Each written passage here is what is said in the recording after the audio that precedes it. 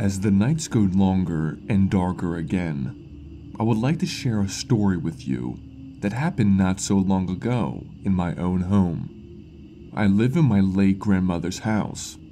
It is located on the foot of a hill just outside of a European small town. I share my home with my cat, Fur. He is not simply a pet. Oh goodness, no. He is my soulmate, my best friend, and my favorite company. Almost every night, he has his very own procedure, and it goes as follows. In the dead of night, he jumps onto my bed.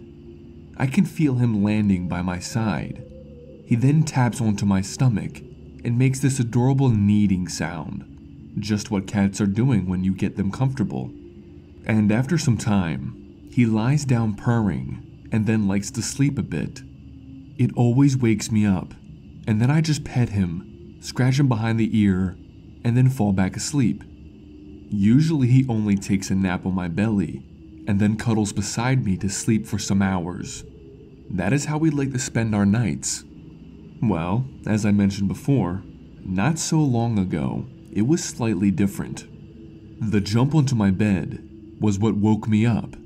The landing was a little harder than usual. Fur is a very smooth jumper. Maybe he gained some weight. I just barely noticed it and wanted to fall back asleep when I felt him moving towards my body. Then it hit me like a punch in my face. An awful smell.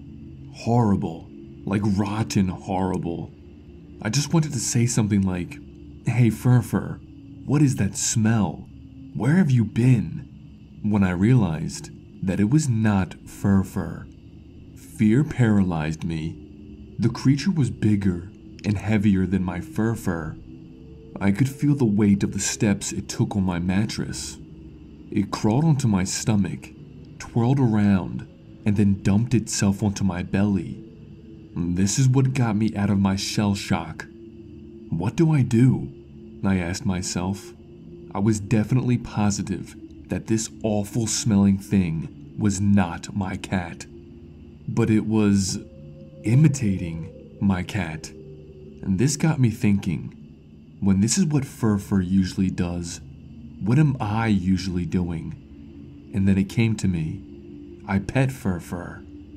Terrified, I move my hand slowly towards that stinking, heavy creature which is resting on top of my stomach, pinning me down. With trembling fingers, I touch its fur. It was lumpy and somewhat oily. It started growling. I instinctively wanted to pull back my hand before I realized that it was not growling. It was purring. The purr was a loud, vibrating sound that I could feel through my entire body.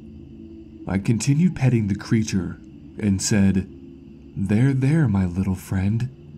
The creature exhaled and moved its head closer to my face. Unable to move, I could feel the pearls of sweat forming on my forehead. After some time, which felt like an eternity, the creature casually got up, jumped off the bed, and simply left. I needed some time to collect myself. I waited in that same position until I could see the daylight. That's when I felt brave enough to leave my bed.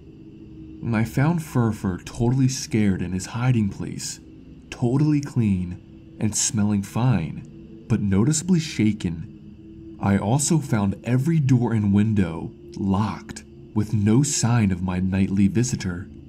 The only thing that lingered was the bad smell in the air.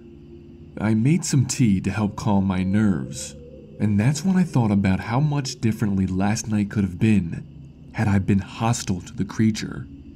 What if I didn't pet it? What if I wasn't kind to the creature? I really think that last night could have ended much, much worse. So please, be kind to all creatures, even the uninvited, nightly ghouls. Maybe they need to be shown kindness the most.